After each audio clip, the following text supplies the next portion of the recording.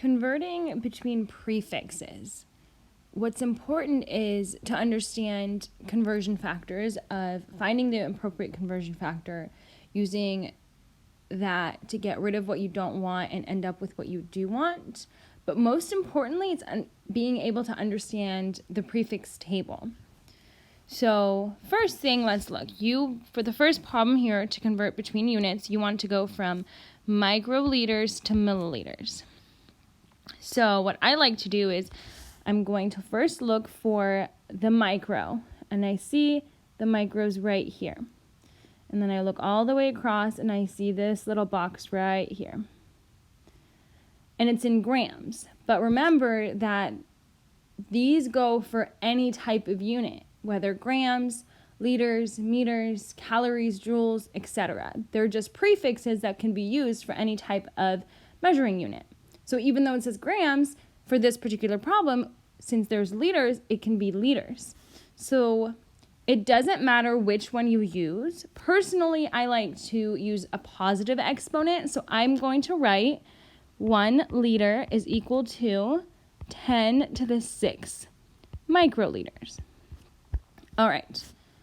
Then I go to my milli, and I see that my milli is right here. And then the exact same idea, I write down what I know from there. Even though this is in seconds, that's fine. We're working with liters. So 1 liter has 10 to the 3rd milliliters. Then I have everything that I need. So then you notice the difference between microliter, which is 10 to the 6th, and milliliter, which is 10 to the 3rd, is 10 to the power of 3. Since micro is smaller than milli, since you go down in table, it means that there is 10 to the 3rd microliters in 1 milliliter. So you can do this one of two ways. You can use your first conversion factor of both of these. You can just use this and make it a two-step problem, or you can use your new conversion factor that you created. Let's do it both ways. So first, if you decided to do it the longer way, you would take your 69.0 microliters, multiply it by your conversion factor. Since you have to go to liters first, you would write 1 liter over 10 to the 6 microliters. Then you can see that your microliters will cancel. Now you want milli, so you'll put 10 to the 3rd milliliters over 1 liter.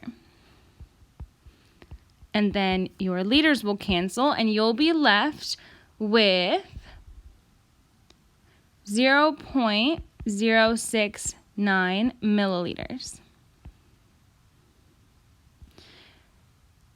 In your answer, you have 3 significant figures. However, in my answer, I only have 2. So I need one more 0 to make it 3 significant figures. Then, to try it the shorter way, you would take your 69.0 microliters and multiply it by 1 milliliter over 10 to the 3rd microliters, and also get 0.0690 milliliters. You get the same answer, just depends on which one you're more comfortable with approaching. The second problem now says convert 0.00137 meters to nanometers. So I look for nano, here I am, and I look at this little line here. Okay, so again, I like to use the positive exponent. You always go with whatever you're the most comfortable with. And I'm going to just write it down so I can analyze it. 1 meter is equal to 10 to the 9th nanometers. I have a direct conversion, so I can just plug it in. So I start with 0.00137 meters. And then since I want nanometers, it will go on the top, 10 to the 9th nanometers over 1 meter. And then you can see your meters will cancel out, and you'll be left with 1.37 times 10 to the 6 nanometers. Then you want to check your significant figures. You have 3 significant figures here and 3 there in your answer.